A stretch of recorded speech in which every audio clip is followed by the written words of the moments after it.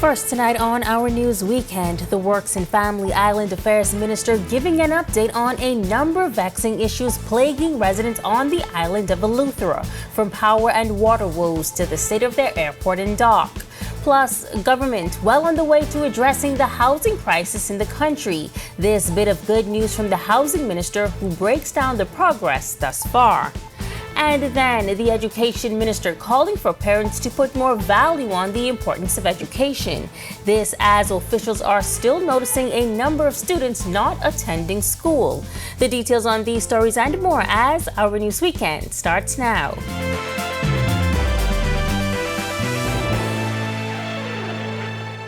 This is Our News Weekend. Thank you so much for joining us. I'm Megan Shepard.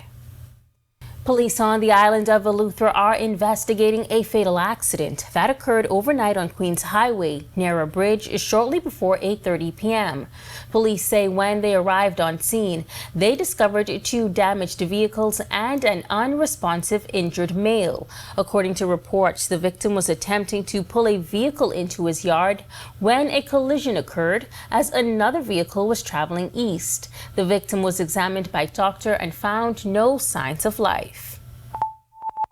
Days after North Eleuthera residents protested over power and water woes, as well as the state of their airport and dock, Works and Family Island Affairs Minister Clay Sweeting gave an update on those projects. Our Jasmine Brown over in Eleuthera this week and has the details. Change don't happen overnight. There's no magic button. And I get frustrated in government because, I'm in the private sector. I come from the private sector. So sometimes you want a magic button to fix a lot of these issues, especially with the pressure of communities that have longed for development for so long. And they haven't been able to get that type of interest or infrastructural development that they deserve. Not only need, but deserve. That Central and South Eleuthera MP as well as Works Minister Clay Sweeting insisting the Davis administration is doing what it can to address long-standing issues in North Eleuthera. Sweeting, who's from that community, was speaking at the Harbor Island Business Outlook that was held at Valentine's Resort on Friday. The event was just shy of a week since North Eleuthera residents protested over utility and infrastructural woes. When it comes to issues with the water supply, Sweeting had this to say. Is the system perfect? No. Roof improvement? Always.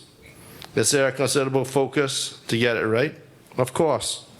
And every step that is being taken towards improvement is a step in the right direction. As for concerns about consistent power supply, he says BPL has made considerable investments to keep the electricity on. The state of docks has also been a concern for residents. The Works Minister says Spanish Wells will get a new fishing dock, and that project is going out to tender this upcoming week. As for Harbor Island's dock, I am pleased to announce that by summer of 2025, which is this year, the refurbishment of the dock should commence. Procurement has been approved. Expect to carry it to get final approval next week. So this long-awaited project will soon start. Sweeting also says his ministry is currently solidifying a contract for work on a new glass window bridge. According to the minister, 7 contractors have applied for this project and conducted site visits this past week. We've already secured the financing, and we look to hopefully start preliminary works by third quarter of this year at the glass window bridge. Reporting for our news from Harbor Island, Eleuthera, I'm Jasmine Brown. Thanks so much, Jasmine. Well, Agriculture and Marine Resources Minister Jomo Campbell joining the chorus of voices calling for the Bahamas to broaden our horizon as a global trade war appears to be brewing. Just this week, U.S. President Donald Trump signed a tough new reciprocal tariff policy Wednesday, setting a 10% baseline tariff on all imports from the Bahamas. Some countries face even steeper rates, 34% on China, 20% on the European Union, Caribbean, 46% on Vietnam, and 32% on Taiwan. The Bahamas and other Caribbean nations, which currently export duty-free under the Caribbean Basin Initiative, now fall under the 10% rate. And with our country mostly exporting seafood, the cost to export could go up by as much as 30%, according to the Bahamas Commercial Fisheries Alliance. Campbell says while they are monitoring the situation closely, Bahamians need to adjust. As you would know, the president of the NFA indicated that last year was their best year ever for the spiny lobster industry. And so what that means is that we are doing a tremendous job here within our borders. We cannot control, as I indicated in my presentation, external economic changes. But as you would know, in every crisis, there presents an opportunity. So it's time for Bahamians to now broaden their horizons. Before, we may have focused on one single market, but the world is now becoming a global village. We have Canada, we have Japan that relies heavily on seafood, and other countries around the world. We asked the minister, could we export more to these international markets as this trade war continues, and how soon could it happen? Well, I can tell you as early as yesterday, we actually met with members of the Bahamas Marine Export Association, and we, over the next few days, will be continuing consultation with all of the relevant stakeholders, because this is not just going to be an idea that is going to be proffered by the government. We don't want to be seen to be pushing anything down the throats of the industry. We want to do this in collaboration. And, you know, they are the folks that actually make up the industry. They know the heartbeat of what is going on, and we are going to work hand in hand with them to ensure that we protect the future of this industry here in the Bahamas. Meantime, Minister of Economic Affairs Michael Halkitis providing an update on the work being done by the Maritime Revenue Enhancement Task Force throughout the country. While speaking to reporters at the Office of the Prime Minister this week, Halkitis says the task force continues to monitor activities and developments throughout the family of islands, providing an opportunity for government to stay on top of revenue collections. They continue to work. They're moving from island to island. We think that's a huge opportunity, being spread out. You know, a lot of times you don't have the proper handle that you should have in terms of a revenue perspective on what is going on in these islands. So, for example, someone might, just as an example, they built a marina, and over the years they expanded it. Okay, you expand it. That means the more revenue is due to the government for, you know, the space that you're taking up. He adds that the task force is not implementing any new measures, but rather ensuring compliance in line with government's current regulations. It's working very well. We think it's a huge opportunity. Our marine environment is one of our greatest assets, and people who, for want of a better word, exploit meaning they come, they enjoy it, they might fish, they might, you know, dive and do all of these things. We have to make sure that, you know, the people of the Bahamas is getting a return on that activity through the proper fees, et cetera, being collected, so that we can do things like protection and, you know, conservation, et cetera. And the government says it is well on its way to addressing the housing crisis in the country, with construction activity picking up across multiple subdivisions in New Providence and the Family Islands. This much coming from Housing Minister Keith Bell on Wednesday. He says the administration is making significant strides toward fulfilling its promise to provide affordable homes for Bahamians. To give you a count of the homes that have been built so far would be doing a disservice to the number of homes that are currently under construction, the number of subdivisions that we have ongoing. We have Adastra, which we are getting ready to start clearing. We have Pinecrest, where we are continuing on phase 2. We have Renaissance, where if you go in the back, you'll see a number of homes being built. We have Fire Trail subdivision, we just started just now. We have a new subdivision in Vispin Road, which is over 500 lots ready and dedicated. And we're not just necessarily Nassau-centric. We just came back from Abaco. We would have given homes, not just homes, but we'd have also done our rent-own down there in Abaco, both in Central Pines as well as in Spring City. Bell says the government is taking a nationwide approach, rolling out housing developments in areas like Ocean Hole Estates in Eleuthera, Dignity Gardens here in the capital, and more. While some have raised questions about the fairness of the home allocation process, the minister insists it's about giving every Bahamian a chance, no matter their political affiliation. Bahamians would have been there and would have seen that the list for home ownership is very long in the ministry. That's first of all.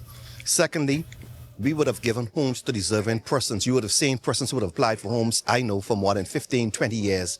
It doesn't matter your political color or persuasion. The fact is we are all Bahamians. We want to ensure that everyone get an equal share of the pie, and that is why we are amplifying our home ownership program for everybody. Well, for decades, the political landscape of the Bahamas has been dominated by two major parties, the Free National Movement and the Progressive Liberal Party. However, with a bold move by Central Grand Bahama Member of Parliament Aaron Lewis, who recently crossed the floor to join the Coalition of Independents, the conversation around a third party making a major impact has reignited. Lewis's defection marks a historic moment as it gives the COI its first sitting member in the House of Assembly. His decision has stirred discussions nationwide, with Bahamians debating whether the country is truly ready to embrace a third-party government.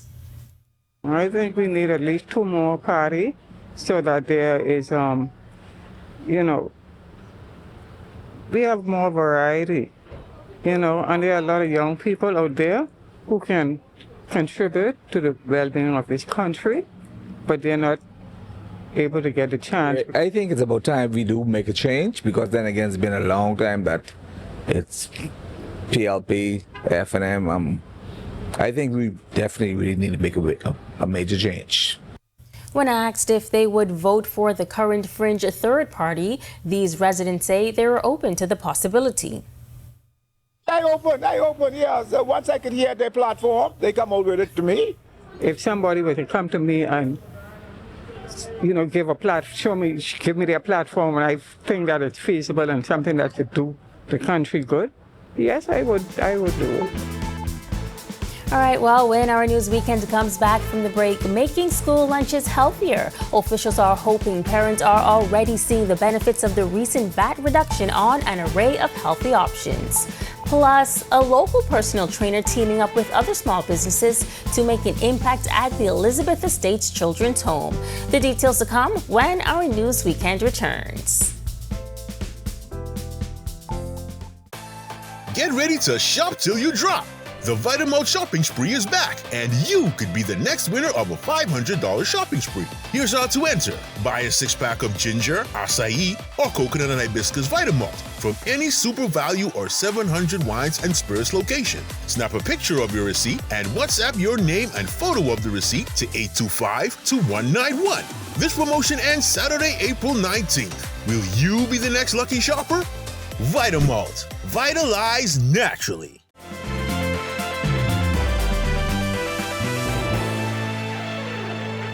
With just a few more months left in the school year, the Education Minister is weighing in on a few important matters, namely the impact of the newly slashed value-added tax on student lunches and class attendance. The minister telling our Joshua Williams she hopes the reduction gives parents an opportunity for healthier snack alternatives, adding government is still seeking to find ways to make sure all students attend school regularly. We've got more in this report. Education Minister Glenys Hannah Martin touting the benefits of government's 5% slash VAT rates on uncooked foods. Prime Minister Philip Davis made the announcement earlier this year, applying the reduction to grocery store food items with a few exceptions. Some of the items include fresh fruits and vegetables, baby food, lunch snacks, and frozen foods. And as the country keeps an eye on the global trade wars, Hannah Martin believes the measure will be good for residents seeking to cut costs. It has impact. I believe it will create some impact on the pressures of inflation and these international to-dos and all that stuff. So it's welcome. Earlier this week, I took to the streets asking shoppers if they noticed a change on their grocery bills. Some of them parents who said they normally buy snacks in bulk for their kids. The Education Minister says the cut coincides with what her ministry has been working to accomplish. Hopefully the parents can now rely on healthier options. This is a focus that we are now trying to bring in the Ministry of Education, because all of the data is showing the prevalence of CNCDs, chronic non-communicable diseases, in our population, but now being seen in alarming numbers amongst students and young people, including diabetes and obesity. So we're looking now to see how we can integrate in the curriculum the education formula for young people so that they are more aware. And while it's not connected to value-added tax, the education minister also sharing that they're still noticing a number of students not attending school. But the National School Attendance Hotline is seeking to fix that. The hotline is operational. Calls are coming in all the time, anonymously, and our team moves on the tips, and they follow up as is necessary. And we've seen everything you can imagine about what's happening out there. There still seems to be a lack of, I guess, connection by some parents about the meaning of education to the eventual outcomes for their children and young people. They're not going to be young forever. Reporting for Our News, I'm Joshua Williams. Thanks so much, Josh. Meantime, personal trainer at Bodies by Clark, Demetrius Clark, trading in his barbells for the day to instead lift bags of groceries into the Elizabeth Estates Children's Home. Clark says after his first visit to the home on a previous occasion, he knew he wanted to return to make an impact. The personal trainer partnered with several small businesses for the initiative, gathering a comprehensive list of the home's greatest needs. I was here last year on a different assignment, and I was so overwhelmed with what was happening here. I said I definitely wanted to make an impact on this home as soon as I could, and as of April 5th, I finally went and I did that. We donated a few items such as toiletries, noodles, clothes, especially the toiletries were really needed, because we just didn't want to get donations and just buy stuff just contrary. We really wanted to know what they needed, and once it was established what all they needed, especially as it relates to the toiletries and a few snack items and clothing and all of that, we said, okay, let's go. The children were also treated to a hot lunch thanks to Workspace Cafe. Deputy Administrator of the Children's Home, Andrea Johnson, says she's calling them a godsend, saying she and the children are appreciative of today's donation. She shares just how important these acts of kindness are to the home's overall day-to-day operations. We have boys and we have girls. Okay, and the amount of girls always overpower the boys. So the use of like station ladies stuff and lotion and stuff, they may seem that people give us some things, right? And they say that, okay, well, that's plenty enough. But then this day to day, 365 days we have to care for these kids, and sometimes things do run out because we use certain items more, right? So whereas we may have plenty soap today, each one of the kids get one, that may be half of what you gave us. You know, so we always in need. Week 1 of the baseball season is in the books, and we have the latest action from the Diamond. We've got the highlights coming up next on our Sports Weekend. When the Bahamas took center stage at World Expo in Dubai 2022, we were there as thousands got up close and personal with our story, like the unprecedented devastation of Hurricane Dorian put center stage at Commonwealth Heads of Government meeting in Rwanda. We were there as the Prime Minister urged immediate action on climate change, an issue brought up months later at the historic 50th CARICOM meeting in the Bahamas. Because our news is everywhere, always there when it counts.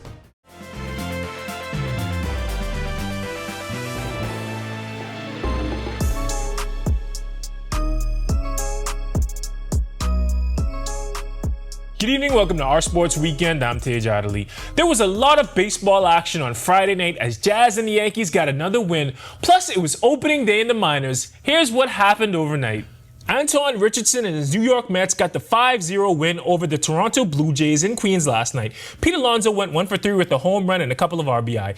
Jazz Chisholm was 0 for 5 with a couple of Ks, but it didn't matter. The Yankees rolled 9-4 over the Pittsburgh Pirates. Big Aaron Judge, who else, launched his 6th home run in 7 games in that one. It was also opening day in the minors, and a couple of Bahamians played in their first games. Sebastian Walcott smacked a double, and he had an RBI in his Frisco Rough Riders loss of 7-5 to the Corpus Christi Hooks. Christian Robinson went 1 for 5, and he made the last out of the game on a strikeout as his Amarillo Sod Poodles lost 5-4 to the San Antonio Missions. And BJ Murray went 1 for 5 with a single and a run as his Knoxville Smokies lost 6-4 to the Birmingham Barons. Jazz and the Bombers should be wrapping up right about now. We'll recap their game tomorrow night. Now over to the hardwood where Buddy Hield and the Golden State Warriors are in the thick of a playoff race. They just took down a conference foe ahead of them in the standings for the second night in a row. Let's take a look. The Dubs took down the Denver Nuggets 118-104 last night in San Francisco. Buddy Hield came off the bench for 5 points on one made three in 17 minutes. Steph Curry had 36 points and 5 assists. Nikola Jokic had a slight 33 points, 12 rebounds, and 9 assists. This is the Dubs' 5th straight win and the 2nd win in back-to-back nights. They took down the Lakers on Thursday. They're currently in 5th place and out of the dreaded play-in tournament. Now, Klay Thompson and Kai Jones and the Dallas Mavericks fell 114-91 to the LA Clippers, Kai's former team. Klay had 2 points in only 13 minutes, while Kai had 9 off the bench. Now, the Mavericks season has been a bit of a lost one since the much-maligned trade of Luka Doncic to the Lakers. Hopefully, they can pull things together in the offseason. And before we head out, the Grifter trials are happening right now at the Thomas A. Robinson Stadium. You can still get out there and watch our favorite young athletes earn their spot in this year's championships in Trinidad and Tobago. We'll have all the recaps right here tomorrow evening on our Sports Weekend. That's a wrap for sports this evening. For our Sports Weekend, I'm Tej Adderley. Thanks so much, Tej. On the other side of this break, meteorologist Ian McKinsey steps into the weather center. He's got a look at your weekend temperatures, plus recognizing those that go above and beyond. Hear how we celebrate exceptional employees right after this quick break. Stick with us.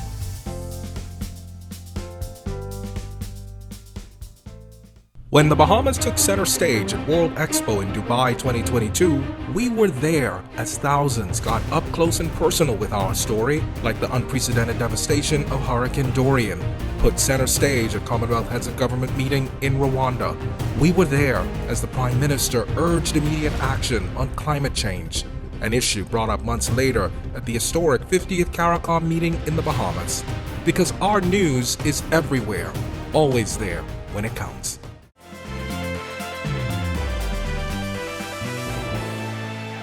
Welcome back and thanks for sticking with us. Well, it was a beautiful Saturday outside our studios earlier today. And as to what you can expect for the remainder of the weekend, well, meteorologist Ian McKinsey joins us from the Weather Center to fill us in.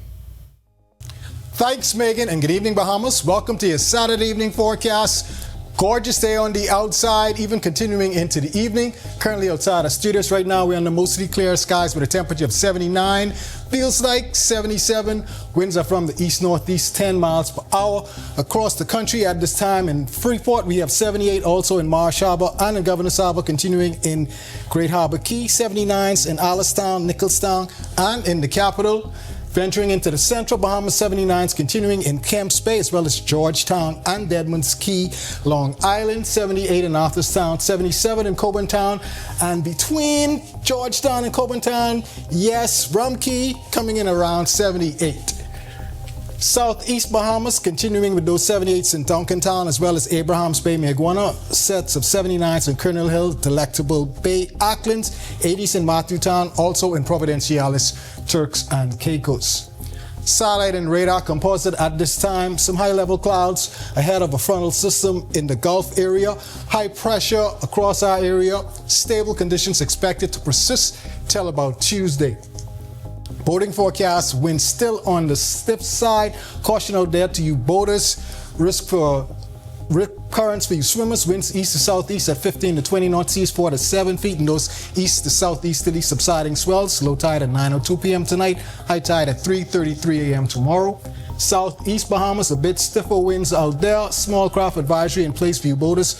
High risk of rip currents for swimmers. Winds easterly 15 to 25 knots, seas 5 to 8 feet in those east to southeasterly swells. In your extended forecast, gorgeous conditions through about midweek. We have that front pushing through our area, bringing some showers and thunderstorms mainly across the northwest Bahamas. Breezy conditions as that high pressure build in the wake of that front. Gorgeous conditions throughout the remainder of the week. Highs only getting into the mid-80s. Those lows hanging around the low 70s. That's a wrap in the evening forecast. Make it a great, safe, fun night, everyone. All right, thanks so much, Ian. An unforgettable day for some employees of the Cable Bahamas group of companies at the highly anticipated quarterly Epic Awards. Cable Bahamas Limited honoring the dedication and commitment of its employees Friday at the Margaritaville Resort. From supervisors and managers to line staff, team members were recognized and celebrated for consistently going above and beyond and delivering exceptional service across the company. Chief Operating Officer John Gomez sharing the significance behind the event. The reason why we do this is to ensure that all staff know that we recognize and we value what they do consistently throughout the year. And this is just one way of being able to recognize in terms of them for the things that they do. And this is a part of our DNA just now because we believe in people and we believe that it's important to be able to recognize people to show them the true value that they bring for the business. The event also featuring live entertainment, prizes, and a celebratory luncheon, making it a memorable occasion for all in attendance. Among the many honorees was Kim Woodside. She shares what this award means to her. I am quite honored to have received this reward today. I am happy that I did, and I feel well deserving of receiving this award. I will continue to do my best for my department and also for Cable Bahamas as a whole. I will continue to excel and do what I can to make the company better than it is now. And with that, we thank you so much for joining us for our News Weekend. On behalf of the entire team, I'm Megan Shepherd. Have a safe and wonderful evening.